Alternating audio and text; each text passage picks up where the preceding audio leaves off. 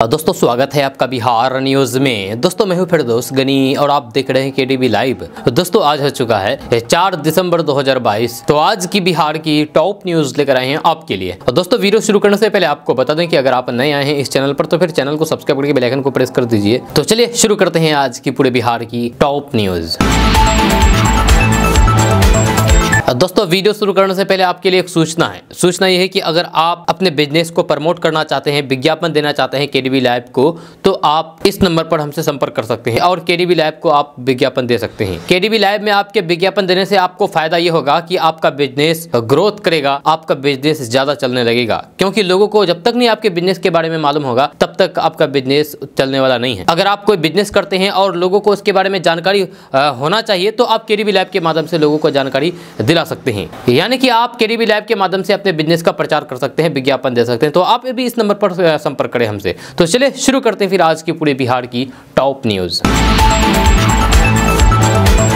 दोस्तों आज बिहार न्यूज में सबसे पहले बात करते हैं कि महंगाई की मार झेल रही आम जनता को जल्द ही एक बड़ी खुशखबरी मिल सकती है। दरअसल ऐसी संभावना जताई जा रही है कि आज रात से ही पेट्रोल और डीजल के दामों में भारी गिरावट आ सकती है। इसके पीछे कारण यह है कि अंतर्राष्ट्रीय बाजार में कच्चे तेल के भाव बेहद कम हो गए हैं। कच्चे तेल के दाम गिरने की वजह से देश में पेट्रोल डीजल की कीमतों में 10 से 14 रुपए तक की गिरावट आने की पूरी संभावना जताई जा रही है। माना यह भी जा रहा है कि केंद्र सरकार आज रात को ही कीमतों में कटौती का ऐलान कर सकती है। हालांकि अभी इस संबंध में कोई भी आधिकारिक बयान तो सामने नहीं आया है, लेकिन क्रूड ऑयल की घटी हुई कीमतों को देखते हुए एक्सपर्ट ये अनुमान लगा रहे हैं। आपको बता दूं कि अंतर्राष्ट्रीय बाजार में कच्चे तेल की कीमत जनवरी के बाद के सबसे निचले स्तर पर है। यहां अब $81 से नीचे पहुंच गया है। दोस्तों बात करते हैं कि न्यूजीलैंड में 28 और 29 नवंबर को हुए जूनियर कॉमनवेल्थ चैंपियनशिप में पटना की बेटी कीर्तिराज सिंह ने परचम लहराया है। कीर्ति 6 गोल्ड मेडल जीत करके आज पटना पहुंची। इस दौरान कीर्ति ने बताया है कि न्यूजीलैंड में सब junior power lifting Commonwealth game के लिए जब उनका चयन हुआ तो फिर वे इस प्रतियोगिता को चैलेंज के रूप में लिया। मन में ही ठान लिया था कि वे हर हाल में गोल्ड मेडल जीतेंगे। आपको बता दूं कि कीर्तिराज सिंह राजधानी पटना के खुशरूपुर में स्थित देहाती क्षेत्र की बड़ी हसनपुर गांव की रहने वाली है। दोस्तों बात करते हैं कि बिहार में कुर्नी विधानसभा सीट पर 5 दिसंबर को वोटिंग है। इसी क्रम में मुख्यमंत्री नीतीश कुमार कुर्नी में जेडीयू प्रत्याशी मनोज कुशवाहा के लिए वोट करने के लिए अपील की है। इस दौरान नीतीश कुमार ने जीत की हुंकार भरी और फिर कुर्नी की महिलाओं से एक खास अपील भी कर दी। अपील के पीछे उन्होंने वजह भी बताई है जिसे सुनकर के सभी लोग हंसने भी लगे। नीतीश कुमार ने कहा है कि सुबह उठ करके पहले महिलाएं वोट दे देंगे तो फिर पति और घर वालों को खाना भी मिल जाएगा, नहीं तो फिर महिलाएं बोलेंगी कि हम वोट देने जा रहे हैं, खाना बाद में बनाएंगे। जब सबको तो पता ही है कि महिलाएं कितनी भारी संख्या में अब वोट देने जा रही है। हर चुनाव में उनकी भागीदारी रहती है। हम चाहते हैं कि सभी वोटर अपना वोट दें। जब वही बीजेपी पर वार करते हुए मुख्यमंत्री नीतीश कुमार ने कहा है कि हम उनसे अलग हो गए हैं। जब साथ थे तो फिर कुछ काम नहीं हो रहा था। बीजेपी को आड़े हाथों लेते हुए उन्होंने कहा है कि हम विशेष राज्य का दर्जा की मांग कर रहे थे, कोई सुनने को तैयार नहीं था। हम वापस अपने पुराने जगह पर आ गए हैं। अब बिल्कुल आराम से यहाँ पर काम कर रहे हैं, वो भी बिल्कुल सही तरीके से। उन्होंने कहा है कि अब बिहार का विकास होगा। उन्होंने कहा है कि इस प्रदेश में सब पार्टी एक साथ है। बीजेपी का नाम लिए बिना उन्होंने कहा है कि वे पार्टी अकेले हैं, तब भी अनाप शनाप बोलते रहता है। उसको कोई जगह नहीं दिया तो फिर वे रोज मेरे खिलाफ बोलते हैं ताकि उनको कोई जगह मिल जाए। दोस्तों राजधानी पटना से बड़ी खबर सामने आ रही है कि नगर पालिका चुनाव की बजी डुगडुगी के बीच बीजेपी का प्रतिनिधिमंडल चुनाव आयोग में पहुंचा है। बीजेपी ने सीएम नीतीश कुमार और फिर डिप्टी सीएम तेजस्वी यादव पर आचार संहिता उल्लंघन का आरोप मढ़ते हुए मुकदमा दर्ज करने की मांग चुनाव आयोग से की है। बिहार बीजेपी का 4 दिवसीय प्रतिनिधिमंडल राज्य निर्वाचन आयोग से मिला। सदस्यों ने राज्य निर्वाचन आयोग से मांग की है कि आदर्श आचार चुनाव संहिता रहने के बाद भी बिहार के मुख्यमंत्री और उप मुख्यमंत्री ने चुनाव आचार संहिता का उल्लंघन किया है। प्रतिनिधिमंडल में शामिल बीजेपी के प्रदेश प्रवक्ता प्रेम रंजन पटेल ने बताया है कि बिहार में शहरी स्थानीय निकाय चुनावों को देखते हुए लागू आचार संहिता के बीच सीएम और डिप्टी सीएम धड़ाधड़ सरकारी कार्यक्रमों का आयोजन करते हैं। दोस्तों बात करते हैं कि कुर्नी विधानसभा सीट पर आगामी 5 दिसंबर को उपचुनाव होना है, यानी कि कल। इसको लेकर के सभी राजनीतिक दलों द्वारा अब अंतिम समय अपनी पार्टी की जीत सुनिश्चित करने के लिए जनता को लुभाने में कोई भी कोर कसर नहीं छोड़ रहे हैं। इसी कड़ी में कुर्नी में कैंप कर रहे विकासशील इंसान पार्टी के सुप्रीमो मुकेश सहनी ने भी इस विधानसभा से चुनाव जीत करके आ रहे जनप्रतिनिधियों पर जोरदार हमला बोला है। वीआईपी सुप्रीमो मुकेश सहनी ने कहा है कि मुजफ्फरपुर में कुर्नी विधानसभा क्षेत्र में अब तक समाज के सभी वर्गों के गरीबों के साथ अन्याय हुआ है। चाहे महागठबंधन में शामिल दल हो या फिर भाजपा, दोनों का काम भ्रम फैला करके सत्ता हथियाने का ही रहा है। उन्होंने कहा है कि आज महंगाई और बेरोजगारी देश और फिर बिहार में सूरसा के मुंह की तरह बढ़ती ही जा रही है, लेकिन केंद्र की सरकार हो या फिर राज्य की सरकार इस ओर ध्यान नहीं दे रही है। मुकेश सहनी ने बिहार सरकार की शिक्षा व्यवस्था को लेकर के सवाल उठाते हुए कहा कि आज बिहार में शिक्षा का क्या स्तर रह गया है, यह किसी से छुपा हुआ नहीं है, लेकिन इस मुद्दे पर सभी राजनीतिक दलों द्वारा चुनावी मुद्दा बनाया जा रहा है। इस पर सही मायने में कोई भी बात करने को तैयार नहीं है। इसका सबसे अधिक नुकसान गरीब तबके से आने वाले लोगों को होता है। आज राज्य में किसानों की बदहाली पर कोई भी कुछ बोलने को तैयार नहीं है। इसीलिए अब की बार यहाँ की जनता से वीआईपी के प्रत्याशियों को मौका देने का अनुरोध करता हूँ। दोस्तों, बिहार के कई जिलों में इन दिनों लोग कम तापमान और वायु प्रदूषण के कारण गंभीर स्वास्थ्य समस्याओं का सामना कर रहे हैं। रिपोर्ट्स के अनुसार आंखों में जलन और सांस लेने में परेशानियों की शिकायत के कारण लोगों को घरों के भीतर रहने के लिए मजबूर होना पड़ रहा है। जब बीते कुछ दिनों में बिहार के 3 से 5 शहर लगातार देश में सबसे खराब वायु गुणवत्ता सूचकांक यानी कि AQI के मामले में टॉप पर आ रहे हैं। आरा, मोतिहारी, बेतिया समेत बिहार के 6 सबसे प्रदूषित शहरों की टॉप 10 लिस्ट में शामिल है। आरा में 404 AQI है और मोतिहारी में कल 12 बजे AQI 400 पहुंच गया। बेतिया में AQI 356 है, नवगछिया में 320, बिहार शरीफ में 308, छपरा 307 सहित पटना भी 300 प्लस के साथ AQI दर्ज किया गया है। आपको बता दूं कि रिपोर्ट्स के अनुसार 0 से 100 तक के AQI को अच्छा, 100 से 200 को मध्यम, 200 से 300 को खराब, 301 से 400 को बेहद खराब और 401 से 500 को गंभीर माना जाता है। तो दोस्तों, बात करते हैं कि बिहार की कुर्नी विधानसभा सीट पर होने वाले उपचुनाव के लिए सभी दलों ने चुनावी मैदान में उतरे सभी सियासी दलों के बड़े नेता कुर्नी में कैंप कर रहे हैं और सघन जनसंपर्क और फिर चुनावी सभा का करके वोटर्स को गोलबंद करने में जुटे हुए हैं। कल होने वाले मतदान को लेकर के कुर्नी में महागठबंधन की बड़ी सभा आयोजित की गई। इस सभा में मुख्यमंत्री नीतीश कुमार और डिप्टी CM तेजस्वी यादव समेत गठबंधन के सभी दलों के नेता शामिल हुए। जनसभा को संबोधित करते हुए मुख्यमंत्री नीतीश कुमार ने बीजेपी पर जमकर के निशाना साधा है। उन्होंने कहा कि कुछ लोग धर्म और जाति के नाम पर उल्टा पुल्टा काम करते रहते हैं, लेकिन हमने कभी भी किसी जाति और फिर धर्म की अपेक्षा नहीं की है। सभा को संबोधित करते हुए नीतीश कुमार ने कहा कि बिहार के विकास के लिए सरकार हर संभव कोशिश कर रही है। हर क्षेत्र में विकास के काम तेजी से किए जा रहे हैं। इस दौरान उन्होंने जीविका समूह की चर्चा करते हुए कहा कि जीविका के माध्यम से गाँव की महिलाओं को सशक्त किया जा रहा है। आज बड़ी संख्या में महिलाएं जीविका से जुड़ करके अपना और फिर अपने परिवार का भरण पोषण कर रही है। उन्होंने लोगों को भरोसा दिलाया है कि सरकार के स्तर पर हर काम हो रहा है और जो भी काम बचा हुआ है उसे भी सरकार पूरा करने का काम करेगी। मुख्यमंत्री नीतीश कुमार ने कहा कि हम केवल हिंदू मुस्लिम की बात नहीं करते, बल्कि हर जाति और धर्म के लोगों के विकास की बात करते हैं, लेकिन कुछ लोग हैं जो जाति और धर्म के नाम पर उल्टा पुल्टा काम करवाते हैं। दोस्तों, बात करते हैं कि असम के सांसद बदरुद्दीन अजमल ने एक चौंकाने वाला बयान दिया है। उन्होंने कहा है कि हिंदुओं को जनसंख्या वृद्धि के मुस्लिम फॉर्मूले की नकल करने के लिए 18 से 20 साल की उम्र में अपनी बेटियों की शादी करनी चाहिए। अजमल ने कहा है कि हिंदुओं की एक समस्या है कि उनकी आबादी मुसलमानों की रफ्तार से नहीं बढ़ रही है। उन्होंने कहा है कि हिंदू सही उम्र में शादी नहीं करते, 2-3 अफेयर रखते हैं लेकिन शादी नहीं करते, 40 साल की उम्र में शादी करते हैं। जनसंख्या विस्फोट की खबरों के बीच बदरुद्दीन अजमल का यह बयान बेहद गंभीर माना जाता है। इस पर बीजेपी ने उन्हें ऐसी बयानबाजी से बचने की सलाह दी है और कहा है कि ये सब हिंदू बर्दाश्त नहीं करेंगे। बदरुद्दीन अजमल ने यह भी कहा है कि हिंदू लोग शादी भी करते हैं तो फिर परिवार के दबाव में बताओ कैसे बच्चे पैदा करेंगे। उन्होंने कहा है कि हिंदू सही उम्र में शादी नहीं करता है, 40 साल तक 2-3 अवैध बीवियां रखता है और फिर शायद फैमिली के प्रेशर में शादी कर भी लेते हो, फिर बताओ बच्चे कहां से होंगे। उन्होंने एक वीडियो में कहा है कि मुस्लिम समुदाय में 18 साल से लड़कियों की शादी की जाती है। बदरुद्दीन अजमल ने कहा है कि हमारे समुदाय में लड़कियों की शादी 18 साल होते ही कर दी जाती है। भारत सरकार इसकी इजाजत देता है, जहां लड़के 22 साल के होते ही शादी कर लेते हैं, इसीलिए हमारी आबादी बढ़ रही है। उन्होंने कहा है कि हिंदुओं को भी 18 साल की उम्र में अपनी बेटियों की शादी के मुस्लिम फॉर्मूले को अपना लेना चाहिए। बंजर जमीन पे खेती नहीं होती है, जब फर्टिलाइज जमीन पे होती है। यह कहना है बदरुद्दीन अजमल का, जो बेहद ही गलत बयान है। दोस्तों, बात करते हैं कि IAS अफसर दीपक आनंद के खिलाफ आय से अधिक संपत्ति का केस दर्ज किया था। 2 जनवरी 2018 को विशेष निगरानी इकाई ने केस दर्ज करके छापेमारी की थी। इसके बाद 13 जून 2018 को दीपक आनंद के खिलाफ विभागीय कार्रवाई शुरू किया था। जब विभागीय कार्रवाई में IAS अधिकारी को दंड की सिफारिश की गई।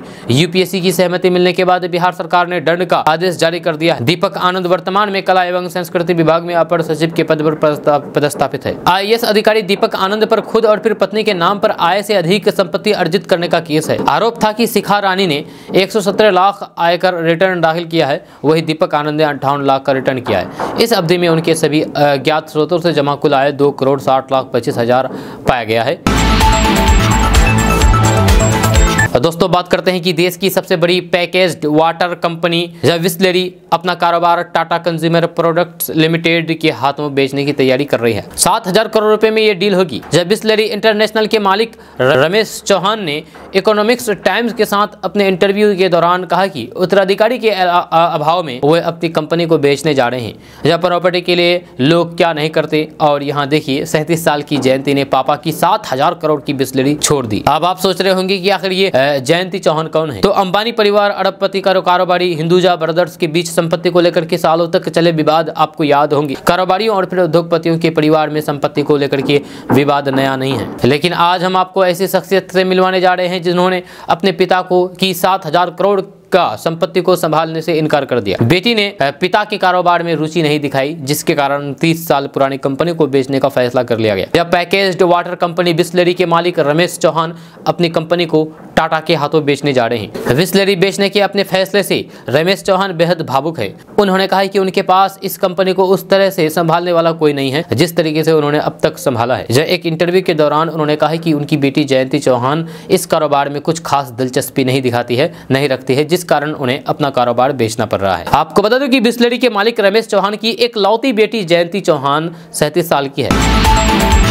और दोस्तों बात करते हैं कि बिहार में दशरथ मांझी की तरह एक और कहानी सामने आई है। जहानाबाद में 1500 फीट ऊंचे पहाड़ को छेनी हथौड़े से काट करके एक शख्स ने 400 सीढ़ियां बना दी। जहां पहाड़ पर भगवान योगेश्वर नाथ का मंदिर है, जहां जाने के लिए लोगों को परेशानी का सामना करना पड़ता था। गनौड़ी पासवान ने अपने परिवार और फिर गाँव वालों की मदद से 8 साल में इस काम को पूरा किया है। अब इस मंदिर तक पहुँचने में टाइम भी कम लगता है और ज्यादा परेशानी भी नहीं होती है।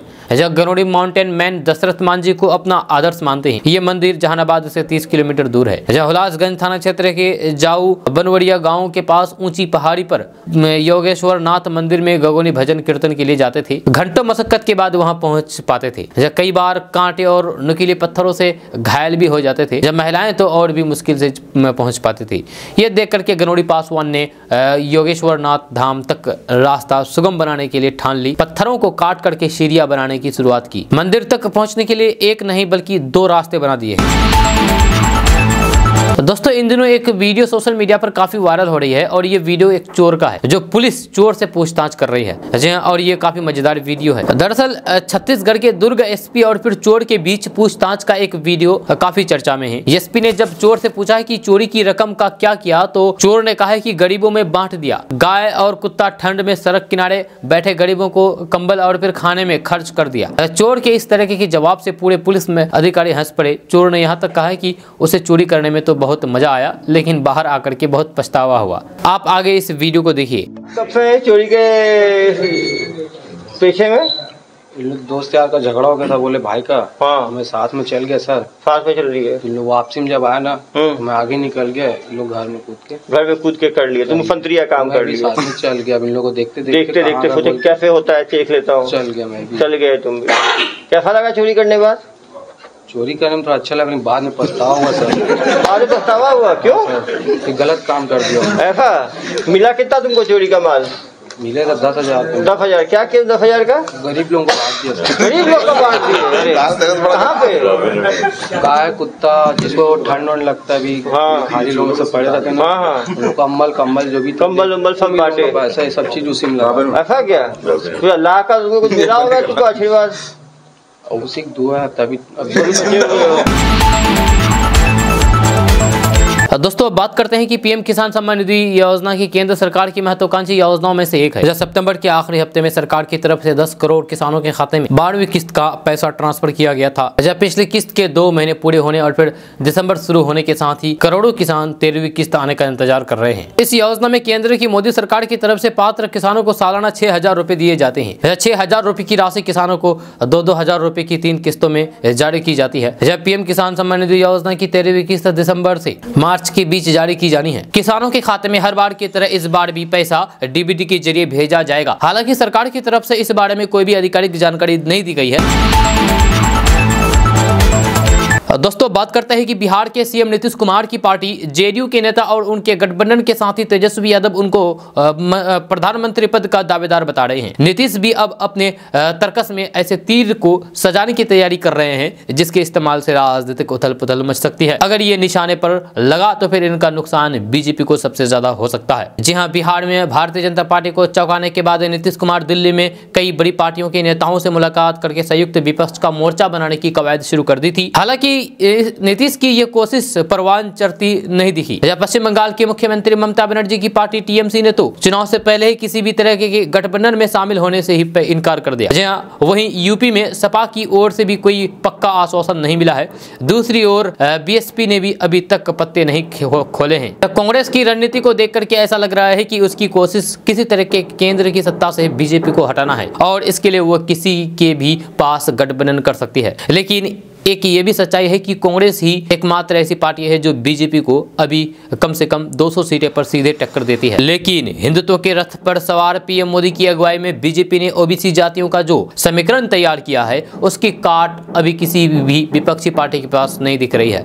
अगर सीधे शब्दों में कहें तो फिर बीजेपी के हिंदुत्व की काट अभी तक कोई भी राजनीतिक दल खोज नहीं पाया है। लेकिन नीतीश कुमार ने इसकी काट खोजने में लगे हैं। दरअसल बीजेपी का हिंदुत्व काट जातीय समीकरण वाले चुनावी मैदान में स्विंग नहीं करता है। इसकी सबसे बड़ी तस्वीर साल 2016 में हुए बिहार विधानसभा चुनाव है, जब जेडीयू और आरजेडी ने मिलकर के जातीय समीकरणों का ऐसा गठबंधन तैयार किया जिसमें बीजेपी फंस गई। इसके बाद बीजेपी ने भी सोशल इंजीनियरिंग का फॉर्मूला निकाला और फिर गैर यादव जातियों को अपने पाले में कोशिश की। इसका फायदा पार्टी को लगातार मिल रहा है। लेकिन अब बीते कुछ सालों से आरजेडी नेता तेजस्वी यादव जातीय जनगणना की बात कर रहे हैं, जिसका समर्थन सपा अध्यक्ष अखिलेश यादव भी करते हैं। बिहार के सीएम नीतीश कुमार भी जब एनडीए में थे तब से तेजस्वी लगातार उन पर दबाव बनाए हुए थे। आरजेडी के साथ सरकार बनाते ही नीतीश कुमार ने बिहार में जातीय जनगणना कराने का फैसला ले लिया और इसको फरवरी 2023 तक पूरा कर लेने का लक्ष्य था।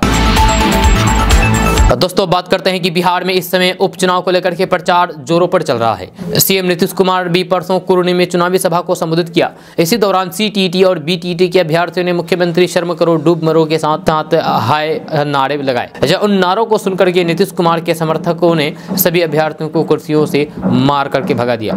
घटना का जो वीडियो सामने आया है उसमें कई लोग कुर्सियां फेंकते दिख रहे हैं। हम आपको वीडियो नहीं दिखा रहे हैं क्योंकि वीडियो यूट्यूब के रूल्स एंड रेगुलेशन के खिलाफ है। यही पर नहीं, कुछ तो खंबे पर भी चढ़े हुए हैं। जबरदस्त बवाल देखने को मिला और जम करके बवाल काटा गया। अभी तक जेडीयू की तरफ से इस घटना पर कोई भी बयान जारी नहीं किया गया है। सीएम नीतीश कुमार ने भी इस हंगामे पर कुछ भी नहीं बोला है। दोस्तों बात करते हैं कि पटना, नालंदा, पूर्णिया सहित पूरे बिहार के लोगों को सरकार के द्वारा 5 लाख तक का अनुदान दिया जाएगा। ताजा रिपोर्ट्स के मुताबिक बिहार में रहने वाले असाध्य रोगों से ग्रसित वैसे लोग जिनका वार्षिक आय 2.5 लाख रुपए से कम है, उन लोगों को सरकार के द्वारा आर्थिक मदद दी जाएगी। खबर के अनुसार नीतीश सरकार मुख्यमंत्री चिकित्सा सहायता कोष योजना के तहत बीमारियों के इलाज के लिए 20,000 करोड़ रुपए से लेकर के 5 लाख रुपए तक की सहायता देगी। इसका लाभ लेकर के बिहार के लोग अपने बीमारियों का इलाज करा सकेंगे। आपको बता दूं कि इससे पहले बिहार में 14 प्रकार की बीमारियों के इलाज के लिए सरकार के द्वारा अनुदान दिया जाता था, लेकिन अब इसमें और भी कई तरह की बीमारियों को जोड़ा गया है ताकि गरीब वर्ग के लोगों को कोई भी परेशानी ना हो। जी हाँ, बिहार में जिस व्यक्ति की वार्षिक आय 2.5 लाख रुपए से कम है वह मुख्यमंत्री चिकित्सा सहायता कोष योजना का लाभ लेकर के बिहार की सरकारी और फिर सेंट्रल गवर्नमेंट हेल्थ स्कीम से मान्यता प्राप्त अस्पताल में अपना इलाज करा सकते हैं। दोस्तों अब बात करते हैं कि बिहार के पटना, पूर्णिया, भागलपुर, दरभंगा में जमीन की खरीद बिक्री तेजी के साथ हो रही है, लेकिन खरीद बिक्री के लिए कई लोग धोखाधड़ी का भी शिकार हो रहे हैं। अभी इसी विषय में जानने की कोशिश करेंगे 5 ऐसे बातों के बारे में जिन बातों का ध्यान रख करके आप जमीन लेते समय अवश्य रखें ताकि आपको किसी तरीके के नुकसान का सामना न करना पड़े। जिन 5 बातों के बारे में बात करने वाले हैं उनमें पहला है कि बिहार के इन शहरों में अगर आप जमीन खरीदारी कर रहे हैं तो फिर आप सबसे पहले जमीन की जमाबंदी, लगान, रसीद और पुराना रजिस्ट्री पेपर की जाँच अवश्य करें। जमीन पर कोई भी केस या फिर विवाद तो नहीं है, इसकी जानकारी के लिए आप किसी अच्छे वकील से सलाह ले सकते हैं। जमीन खरीदने से पहले आप जमीन की नापी किसी सरकारी अमीन से कराएं, क्योंकि सरकारी अमीन की नापी कोर्ट में मान्य होती है। जमीन खरीदने के लिए अगर आप एडवांस में पैसे देने वाले हैं तो फिर आप सबसे पहले उस जमीन का एग्रीमेंट करा लें, इसके बाद ही पैसा दें। आप जमीन लेने के लिए पैसा दे रहे हैं तो फिर आप पैसे की लेन देन हमेशा चेक या फिर ऑनलाइन के माध्यम से ही करें। कैश पैसा देने से बचें। आप इन सारी बातों को ध्यान में रखते हुए जमीन खरीदेंगे तो फिर आप सेफ रहेंगे, नहीं तो फिर आप परेशानी में पड़ सकते हैं। दोस्तों बात करते हैं कि पटना, दरभंगा, नालंदा समेत 38 जिलों में BPSC-PT पास करने वाली महिलाओं को बिहार सरकार सिविल सेवा प्रोत्साहन राशि योजना के तहत 50,000 रुपए देगी। इसको लेकर के बिहार सरकार के द्वारा नोटिफिकेशन जारी कर दिया गया है। खबर के अनुसार BPSC 67 एग्जाम पास करने वालों के लिए सरकार के द्वारा नोटिफिकेशन जारी कर दिया गया है। अगर आप महिला हो और सामान्य वर्ग, पिछड़ा वर्ग से आती हो तो फिर सिविल सेवा प्रोत्साहन राशि योजना के लिए ऑनलाइन के द्वारा आवेदन कर सकते हैं। आपको बता दूं कि बिहार के सभी जिलों की महिलाओं को इस योजना का लाभ दिया जाएगा। हालांकि इस योजना का लाभ लेने के लिए आपको महिला विकास निगम बिहार की वेबसाइट wdc.bis.nic.in पर जाकर के ऑनलाइन के द्वारा आवेदन करना होगा। दोस्तों बात करते हैं कि बिहार के कई शहरों में वायु प्रदूषण का लेवल खराब श्रेणी में पहुंच गया है। ताजा रिपोर्ट्स के मुताबिक वायु की गुणवत्ता खराब होने से बिहार के पटना, पूर्णिया, सीवान समेत 5 शहरों की हवा में लोगों को सांस लेना भी मुश्किल हो गया है। खबर के अनुसार बिहार में जैसे जैसे ठंड बढ़ रहा है वैसे वैसे वायु में यानी कि हवा में धूलकण की मात्रा भी बढ़ रही है। धूलकण के कारण बिहार के कई शहरों में हवा की गुणवत्ता खराब होती जा रही है। इससे लोगों में सांस से संबंधित परेशानियां जन्म लेती है। आपको बता दूं कि शुक्रवार को बिहार की राजधानी पटना में वायु गुणवत्ता सूचकांक यानी कि AQI 347 दर्ज किया गया है। वहीं कल बेगूसराय और सीवान देश का सबसे ज्यादा प्रदूषित शहर रहा है। यहाँ प्रदूषण 400 के खतरनाक सीमा पार दिखा है। यह डॉक्टर की माने तो वायु की गुणवत्ता खराब होने से लोगों की आंखों में जलन की समस्या हो सकती है। साथ ही साथ सबसे ज्यादा लोगों में सांस से संबंधित परेशानियां बढ़ सकती है। इससे लोग सावधान रहें और घर से निकलते समय मास्क लगाएं। दोस्तों बात करते हैं कि बिहार के ग्रामीण इलाकों में रहने वाले लोगों के लिए बड़ी खबर सामने आ रही है। ताजा रिपोर्ट्स के मुताबिक बिहार सरकार पटना, भोजपुर, नालंदा समेत 10 जिलों की ग्रामीण सड़कों को चकाचक करेगी। इसको लेकर के विभाग के स्तर पर तैयारियां की जा रही है। खबर के अनुसार बिहार के पटना, भोजपुर, नालंदा, सारण, वैशाली, शेखपुरा, लखीसराय, मधुबनी, मोतिहारी और सीवान में करीब 3 करोड़ रुपए की लागत से ग्रामीण सड़कों को मरम्मत का काम किया जाएगा। इसको लेकर के निर्देश जारी कर दिया गया है। आपको बता दें कि ग्रामीण कार्य विभाग ने इन जिलों के सभी कनीय अभियंताओं से उनके क्षेत्र की सड़कों की रिपोर्ट मांगी थी। इसी रिपोर्ट के आधार पर ग्रामीण सड़कों को मरम्मत करने का काम किया जाएगा। इससे लोगों को आने जाने में सहूलियत होगी। वहीं बिहार में जिन ग्रामीण सड़कों की मरम्मत चल रही है वहां के कनीय अभियंताओं से हर दिन प्रगति रिपोर्ट भी मांगी गई है ताकि सड़कों को बेहतर बनाया जा सके। जब बिहार के इन 10 जिलों में करीब 50 किलोमीटर लंबाई में सड़क ठीक की जाएगी। दोस्तों बात करते हैं कि बिहार की राजधानी पटना से अच्छी खबर सामने आ रही है। ताजा रिपोर्ट्स के मुताबिक पटना के दानापुर में पटना, बक्सर, भोजपुर, गोपालगंज समेत 7 जिलों के युवाओं के लिए अग्निवीर भर्ती रैली का आयोजन किया जा रहा है। आज से रैली शुरू हो गया है। खबर के अनुसार दानापुर में अग्निवीर भर्ती रैली 14 दिसंबर तक चलेगी। इस रैली में राज्य के 7 जिलों के युवा भाग लेंगे। इसको लेकर के भर्ती बोर्ड के द्वारा दिशा निर्देश जारी कर दिया गया है ताकि युवाओं को इसकी जानकारी मिल सके। आपको बता दें कि युवा अग्निवीर भर्ती रैली मैदान जाने के लिए दानापुर, हाथीखाना मोड़ से आनंद बाजार विद्युत पावर सब स्टेशन होते हुए मुख्य आर्मी के गेट्स से अंदर जाएंगे। इसको लेकर के यहाँ पूरी तैयारी कर ली गई है ताकि युवाओं को कोई भी परेशानी ना हो।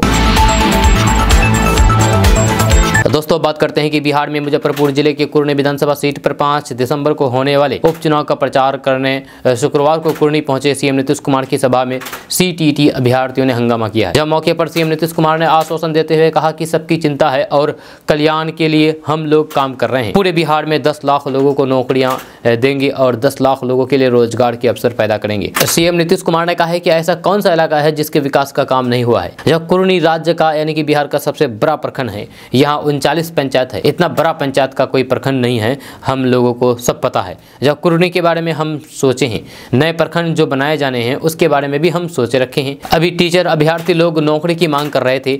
हम बता देंगे कि कितनी नौकरी देने वाले हैं। सीएम नीतीश कुमार ने कहा है कि लोगों के उत्थान और विकास का काम कर रहे हैं। लोगों की पढ़ाई, इलाज, आने जाने, व्यापार के लिए काम कर रहे हैं। व्यापार के लिए हम बड़ा मदद कर रहे हैं। अगर जरूरत हुई तो हम और डिप्टी सीएम दोनों एक साथ यहाँ आ जाएंगे और समस्या सुनेंगे। जब दिल्ली वाले लोग खाली प्रचार करते हैं, मीडिया वाले क्या करेंगे ये तो छाप नहीं सकते। दिल्ली वाले छापने से मना कर देते हैं यहाँ के विकास को। नीतीश कुमार ने भाजपा पर प्रहार करते हुए कहा है कि बाकी दल एक तरफ, दूसरी तरफ अकेली भाजपा है। यहाँ उसके नेता है जो अनाप शनाप बोलते रहते हैं। दोस्तों बात करते हैं कि बिहार में आगामी 5 दिसंबर को कुरनी विधानसभा सीट पर उपचुनाव होना है। इसको लेकर के सभी राजनीतिक दलों द्वारा एड़ी चोटी का जोर लगाया जा रहा है। इसी चुनाव को लेकर के खुद जदयू के राष्ट्रीय अध्यक्ष ललन सिंह कैंप कर रहे हैं। जी हां, ललन सिंह लगातार कुरनी में जगह जगह घूम करके चुनावी सभा को भी संबोधित कर रहे हैं और भाजपा पर प्रहार हमला बोल रहे हैं। इसी कड़ी में एक बार फिर से उन्होंने भाजपा के एक नेता और फिर बिहार सरकार के पूर्व मंत्री पर जोरदार हमला बोला है। उन्होंने कहा है कि हमारे नेताओं पर उंगली उठाने वाले बताएं कि यहाँ का सबसे बड़ा भू माफिया कौन है, सिंडिकेट कौन चला रहे हैं। जदयू के राष्ट्रीय अध्यक्ष ललन सिंह ने भाजपा नेता पूर्व मंत्री रामसूरत राय को आड़े हाथों लिया है। ललन सिंह ने कहा है कि यहाँ का बच्चा जानता है कि उसके बारे में भाजपा शुरू से ही आरक्षण विरोधी सरकार रही है। हम लोग हमेशा उनकी नीतियों का विरोध करते आ रहे हैं। इसके साथ ही ललन सिंह ने सुशील कुमार मोदी पर भी हमला बोलते हुए कहा कि सुशील मोदी हमारे नेताओं पर क्या आरोप लगाएंगे, पहले वे खुद अपने गिरेबान में झांक करके देख लें। ललन सिंह ने कहा है कि जब से देश में भाजपा की सरकार आई है तब से कभी भी महंगाई और फिर अर्थव्यवस्था को लेकर के कोई भी बातचीत नहीं होती है। हमने अग्निवीर योजना का विरोध किया है, धारा 370 का विरोध किया और 3 तलाक का भी विरोध किया है, लेकिन वे लोग इस बारे में बातचीत ही नहीं करते हैं। वे लोग यदि ये बात करते तो फिर सिर्फ धर्म और मंदिर और मस्जिद पर, भाजपा के लोग इसी मुद्दे पर सिर्फ देश की जनता को बांटने का काम करते हैं। दोस्तों बात करते हैं कि बिहार में इन दिनों शिक्षक अपने आकस्मिक अवकाश के लिए अजीबोगरीब अंदाज में आवेदन लिख करके छुट्टी मांग रहे हैं। छुट्टी मांगे जाने से संबंधित ऐसे कुछ आवेदन सोशल मीडिया पर वायरल हो रहे हैं, जिनमें अगले 1 सप्ताह में मां की मौत होने की संभावना, 4 दिन बाद शादी में ज्यादा भोजन करने से पर पेट खराब होने की संभावना और कुछ दिन बाद खुद बीमार होने की आशंका को बता करके प्रधानाध्यापक से छुट्टी मांगी गई है।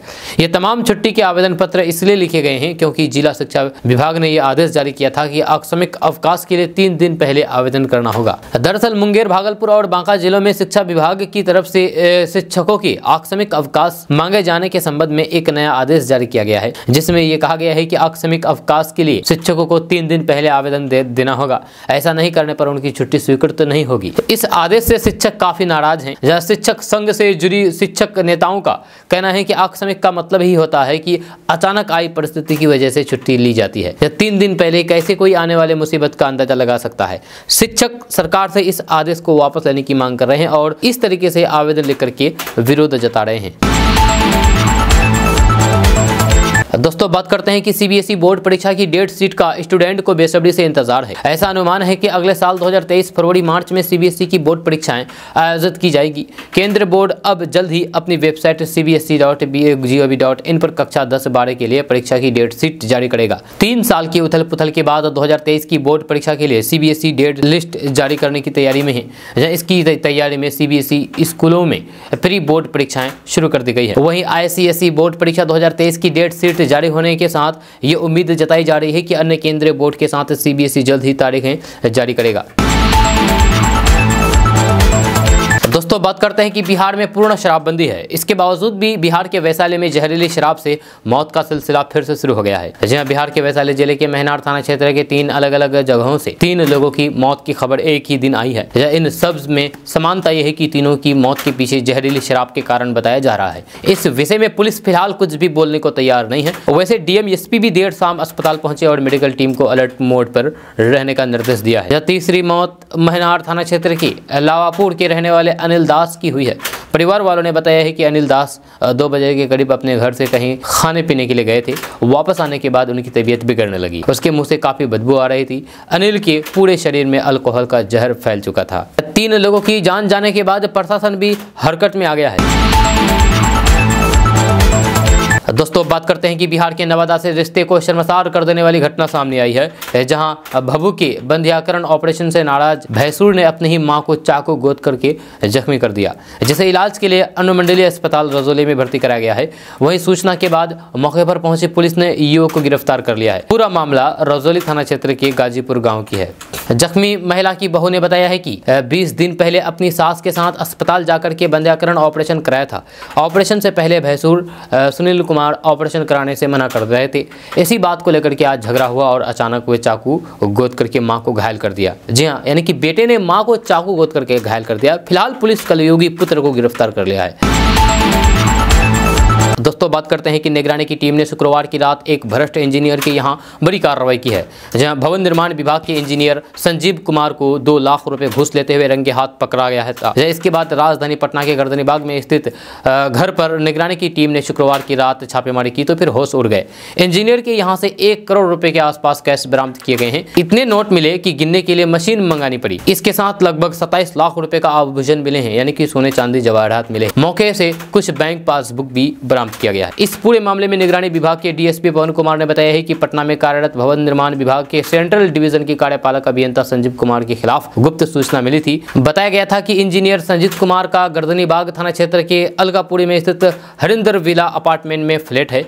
इसी अपार्टमेंट में नीचे 2 कमरे में उन्होंने अपना निजी कार्यालय भी बनाया है। यहाँ ठेकेदारों से पैसे की डील होती है। डीएसपी पवन कुमार ने बताया है कि जिस वक्त टीम पहुंची उस वक्त एक ठेकेदार से संजीव कुमार अपने निजी कार्यालय में 2 लाख रुपए घूस ले रहे थे। पूछताछ से पता चला है कि इंजीनियर संजीव कुमार की मांग 6 लाख रुपए थी, लेकिन 2 लाख में डील हो गई थी और वह पैसे ले रहे थे। इसी दौरान पैसे लेते हुए गिरफ्तार कर लिया गया।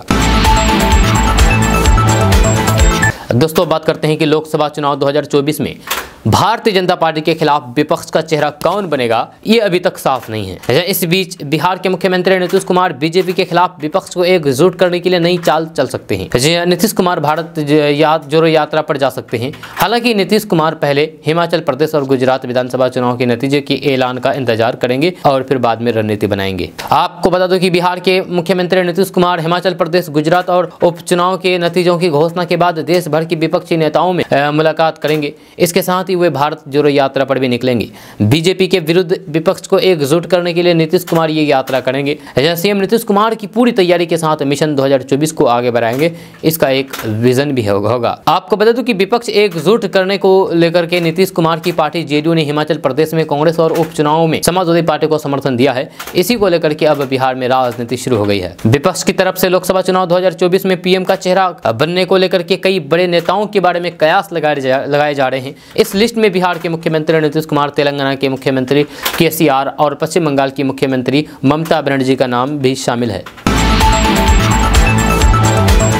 दोस्तों बात करते हैं कि नौकरी का झांसा देकर के एक लड़की के साथ गलत काम करने, फिर वीडियो बना करके ब्लैकमेल करने और आखिर में शादी रचा करके उसे मुंबई में बेचने का प्रयास करने का एक सनसनीखेज मामला सामने आया है। हालांकि लड़की ब्लैकमेलर के चंगुल से किसी प्रकार से बच करके निकली और उसने पटना के महिला थाने में गलत काम करने और फिर ब्लैकमेल करने के मामले में केस किया है। जब महिला थाना अध्यक्ष किशोरी सहचरी ने बताया है कि मामला कुछ दिन पहले संज्ञान में आया। जब पीड़िता सहरसा की निवासी है। आरोप है कि इस साल फरवरी में उसने फेसबुक पर नौकरी के लिए एक पोस्ट देखा था। पेज पर दर्ज मोबाइल नंबर पर संपर्क किया तो फिर उसे पटना बुलाया गया। आरोपित उसे इंटरव्यू का झांसा देकर के कार से रेलवे स्टेशन ला करके और वहां से दीघा में स्थित एक कमरे में ले गया। वहां उसका अश्लील वीडियो बना लिया। फिर किसी के कहने या फिर शिकायत करने पर वीडियो वायरल करने की धमकी देने लगा और फिर ब्लैकमेल करके 32,000 रुपये ले गए। करीब 4 महीने बाद आरोपी ने कहा कि शादी कर लो, वीडियो डिलीट कर देंगे। लड़की ने राजी होकर उनसे शादी कर ली। दोस्तों बात करते हैं कि झारखंड के धनबाद में इन दिनों एक बर्थडे पार्टी चर्चा का विषय बन गई है। ये बर्थडे पार्टी किसी सेलिब्रिटी या फिर नेता की नहीं बल्कि एक डॉगी की है। एक डॉगी के बर्थडे को ऐसे आलीशान तरीके से मनाया गया कि जिसने भी तस्वीर देखी हुए दंग रह गया। झारखंड के धनबाद के लोयाबाग में एक दंपति ने अपने डॉगी का ऐसा जन्मदिन मनाया जो पूरे जिले में चर्चाओं का विषय बन गया है। इस बर्थडे पार्टी में 350 के करीब मेहमानों को बुलाया गया था। इसके लिए बाकायदा कार्ड छपवाया गया। इतना ही नहीं, डॉगी के लिए एक शेरवानी भी ली गई और उसे पहनाई गई। पार्टी में सभी मेहमान बनकर के आए थे। इसके बाद बारी आई केक काटने की। केक कटिंग से पहले डॉगी को तिलक लगाया गया। इसके बाद केक कटिंग हुई। लोगों ने जम करके डांस स्टेज पर ठुमके लगाए। इस डॉगी का नाम ऑस्कर है। ऑस्कर की मालकिन सुमित्रा का कहना है कि वह उसे अपने परिवार का हिस्सा मानती है। पूरा परिवार ऑस्कर का ख्याल रखता है। वह परिवार के सभी सदस्यों के साथ ही खाना खाता है, सोता है। आसपास के लोग भी उसे खूब प्यार करते हैं। बहरहाल ऑस्कर की अनोखी बर्थडे पार्टी खूब सुर्खियां बटोर रही है। लोग डॉगी के मालिकों की सराहना भी कर रहे हैं। दोस्तों बात करते हैं कि बिहार के शिवहर से बीजेपी के सांसद रमा देवी ने एक विवादित बयान दिया है। उन्होंने लोगों से बातचीत के दौरान मोतिहारी की ढाका विधानसभा को पाकिस्तान की तरह बता दिया है। जब कुर्नी विधानसभा में उपचुनाव प्रचार के दौरान सांसद रमा देवी ने ढाका विधायक पवन जायसवाल की ओर से इशारा किया। उन्होंने कहा है कि हम लोगों ने तो पाकिस्तान भी जीता है और ढाका तो पाकिस्तान ही है ना। सांसद ने आगे कहा है कि ये यानी कि पवन जायसवाल पाकिस्तान से जीत करके आए हैं। आपको बता दूं कि ढाका विधानसभा मुस्लिम बहुल क्षेत्र है। रमा देवी के इस बयान को जन अधिकार पार्टी ने आड़े हाथों लिया है। जन अधिकार पार्टी ने कहा है कि ढाका को पाकिस्तान कहना और पवन जायसवाल को पाकिस्तान का विधायक कहना काफी शर्मनाक है। दरअसल कुर्नी विधानसभा में चुनाव प्रचार के दौरान रमा देवी ने पत्रकारों से वहां उपस्थित नेताओं का परिचय करने के दौरान ये बातें कही थी। यह सांसद ने ढाका विधायक और फिर खुद को पाकिस्तान जीत करके आने वाला नेता बताया था। उन्होंने कहा है कि हम लोग पाकिस्तान जीत करके आए हैं और पवन यहाँ के विधायक हैं। हालांकि ये बातें उन्होंने हंसी मजाक और अनौपचारिक रूप से कही है, लेकिन अब ये मामला राजनीतिक रंग लेने लगा है। दोस्तों आज का न्यूज़ बस यहाँ तक। कैसा लगा नीचे कमेंट बॉक्स में कमेंट करके ज़रूर बताइएगा। अगर आप नए आए हैं इस चैनल पर तो फिर चैनल को सब्सक्राइब करके बेल आइकन को प्रेस कर दीजिए और साथ में वीडियो को लाइक कर दीजिए, अपने दोस्तों के साथ शेयर भी कीजिए। तो चलिए फिर मिलते हैं नेक्स्ट वीडियो के साथ, तब तक के लिए जय हिंद जय बिहार।